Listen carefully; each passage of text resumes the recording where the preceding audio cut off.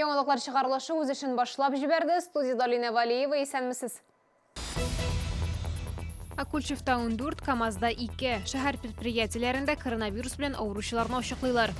Ана белән баланың сәламәтлеге беренче урында. Бала тудыру йортларының эше ничек башкарылачак, Эльвина Андрова белеште.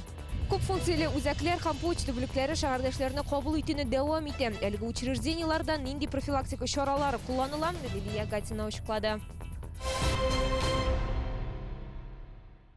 Шолуда коронавирус белән авыруның 4 яңа очрагы теркәлде. Татарстанда соңгы тәүлектә COVID-19 белән 75 зарлану ачыкланган. 8 читтән кертелгән, 67 авырулар белән якын элемтәдә булган, 28 кеше хастаханәгә салынган, 47 кешедә авыруның җиңел яки симптомсыз формасы булганга, алар өйдә дәвалана. 22 апрельгә Татарстанда коронавирус авыруы белән зарлануның барлыгы 355 очрагы теркәлгән, 319 кеше табиблар күзәтү астында кала. Теманы дәвам итеп, шәһәрнең берничә предприятиесендә COVID-19 авыру очраклары теркәлгән. Бу хакта коронавируска каршы көрәш буенча оператив штабта хәбәр иттеләр. 14 инфекцияле кеше Акульчев компаниясе хезмәткәрләре, тагын 2се КамАЗда эшли. Акульчев компаниясында барысы да үз әнисеннән юктырган бер хезмәткәрдән башланган. Хатын коронавирус авыруы белән чирләгән дуст кызы белән аралашкан. Бу хакта оператив штабта Татарстан Республикасы Роспотребнадзор җитәкчесе Марина Потяшина сөйләде. Рост числа случаев произошел, к сожалению, за счет очагов. Когда один случай распространяется в коллективах среди сотрудников и, более того, расходится по семьям пострадавших сотрудников. Сегодня на наблюдении по этому очагу находится еще 32 сотрудника и 25 членов их семей. У всех огромные риски для возникновения инфекции. Коронавирусның расланган 2 очрагы турында КамАЗда хәбәр иттеләр. 2 пациент та озак вакыт эш урынында булмаган. Одна сотрудница находится в декретном отпуске и на работу на предприятие не входила уже несколько месяцев. Другой заболевший является работающим пенсионером завода двигателей и в соответствии с распоряжением правительства Российской Федерации не выходит на работу с 27 марта. Оба этих сотрудника заразились за территорией КамАЗа и контактов с коллегами не имели. Предприятиенең тагын 3 хезмәткәре коронавируска шик астында, аларның 2се логистик үзәгендә, тагын берсе автомобиль заводында эшли. Сәламәтлек саклау министрлыгында нәкъ менә контактлы авырулар өстенлек итә дип билгеләделәр. Штабта предприятиеләрдә саклык чаралары җитди карарга кирәк дигән нәтиҗәгә килделәр. Роспотребнадзор оешма җитәкчелегенә чикләү чаралары вакытында санитар таләпләрне үтәмәгән өчен юридик затларга 500 мең сумга кадәр штраф яки 90 тәүлеккә эшчәнлеген туктатып туру каралган дип искәртә. Лилия Гатина, Валерия Новожилова, яңалыклар. Төнле азык-төлек алып булмаячак. 23 апрельдән Татарстанда кичке 10-нан иртәнге 6-га кадәр сату объектлары эше тыела. Татарстан Республикасының премьер-министры Алексей Песошин тиешле карарга кул куйды. Искәрмә дарухана һәм дарухана пунктлары өчен генә ясала. Әлеге таләпләр санитар-эпидемиологик хәл яхшырганчы гамәлдә булачак. Коронавирус инфекциясы пандемиясы тормышыбызның гадәти барышын тулысынча үзгәртте. Үзгәрешләре бала тудыру йортларының эшенә дә кагылды. Мәсәлән, Чаллы перинаталь үзәгендә респиратор авыру билгеләре булган йөкле хатын-кызларның килүен чикләделәр. Теманы Эльвина Андрова дәвам итәчәк. Пандемияга кадәр Чаллының перинаталь үзәгендә 2 терминал эшлейде. 4-нчесе планлы госпитализацияләү һәм 5-нчесе ашыгыч ярдәм өчен. Хәзер кабул итү үзәкләштереп 5-нче терминал ашагына ясалган. Шулай ук пациентларны якшәмбе көне чыгару мөмкинлеге дә барлыкка килде. Когда заходит к нам пациентка, их встречает медсестра, которая меряет температуру, смотрит, есть ли отсутствуют катаральные явления. И дальше уже она идет или в 4-й, или в 5-й терминал, и мы запретили посещение сопровождающих. Вот у нас стоит здесь тележка, то есть пакеты ложим, провозим, сопровождающие остаются на улице. ОРЗ һәм ОРВИ билгеләре булган пациентларны югышлы авырулар хастаханәсенә җибәрәләр. Онда медицина учреждениесен сайлау турында карар кабул ителә. Коронавирус билгеләре булган яки диагноз расланган йөкле хатын-кызлар өчен 2-нче шәһәр хастаханәсендә урыннар әзерләнгән. Бу хакта мэр Наил Мәхтиев хәбәр итте. Женщин, если у них будет подтверждение или подозрение на коронавирус, туда в родильное отделение 2-й горбольницы мы на всякий случай имеем в виду, что в родильном отделении будет развернуто отделение больных для женщин беременных. Колган бала тобушы хотын кызларны хәзер перинаталь үзәккә җибәрәләр. Шуңа бәйле рәвештә биредә бала табу саны 30%-ка артты.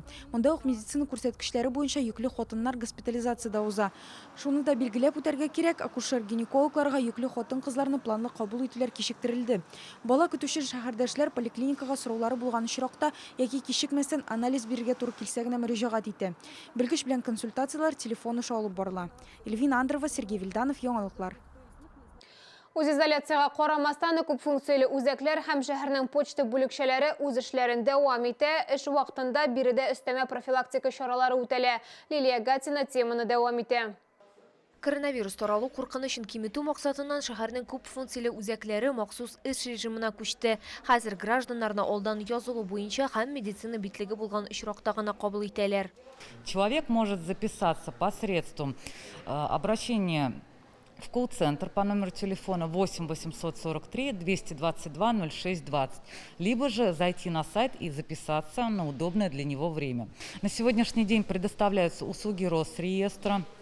2 дня назад мы начали опять, возобновились услуги налоговой службы, прописка, получение паспорта, предоставление сведений из Единого государственного реестра недвижимости, также предоставление СНИЛСа. Керү белән кулларны антисептик чара белән эшкәртәләр. Хезмәткәрләр өчен дә өстәмә куркынычсызлык чаралары сакланыла. Евгений Варго сүзләренә караганда, көн саен эшкә килгәч, һәр эшченең температурасын үлчиләр, кулларын һәм эш өстәлен эшкәртәләр. Шәһәрнең почта бүлекчеләре дә аерым график буенча эшли. 9 апрельдән 30 апрельгә кадәр Татарстан Республикасының шәһәр почта бүлекчеләре 5 көнлек эш режимына күчтеләр. Шулай ук 2 дежур почта бүлекчәсе эшли, алар эшне штат режимында дәвам итәләр. В соответствии с рекомендациями Роспотребнадзора в отделениях в зонах обслуживания нанесена разметка, обеспечивающая дистанцию в 1,5 метра между оператором и клиентом. Сотрудники в обязательном порядке используют защитные маски, перчатки, кожные антисептики. Яңа эш режимы эпидситуация яхшырганчы гамәлдә булачак. Лилия Гатина, Ленар Султанов, Фәнис Иксанов, яңалыклар.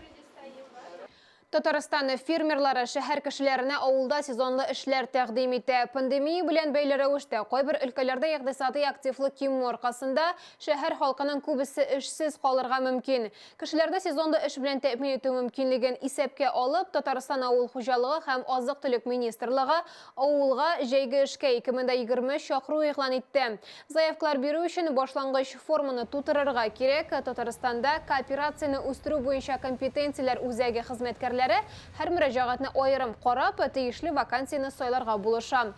Кирәк белгечләр арасында агрономнар, тракторчылар, пешекчеләр, эретеп ябыштыручылар, икътисадчылар, слесарьлар, инженерлар, төзүчеләр, төрле эштә эшләүчеләр, көтүчеләр, эшчеләргә ярдәм итүчеләр һәм башкалар. Барлык районнарда диярлек махсус белем һәм күнекмәләр таләп ителми торган вакансиялар бар. Сорауларны 8 843 292 0759 телефоны буенча бирергә мөмкин. Әгәр сезнең берәр нинди проблема борчыса, ки шатлыклы хәбәр җиткерәсегез килсә, безнең редакциянең кайнар элемтә телефонына шалтыратыгыз. 51 31 31 номеры тәүлек буена эшли. Кыска гудоктан хәбәрегезне калдырыгыз. Безнең хәбәрчеләребез сезнең белән элемтәгә кирип проблемагызны хәл итәргә булышыр. Шалтыраткач исемегезне һәм телефон номерыгызны калдырырга онытмагыз.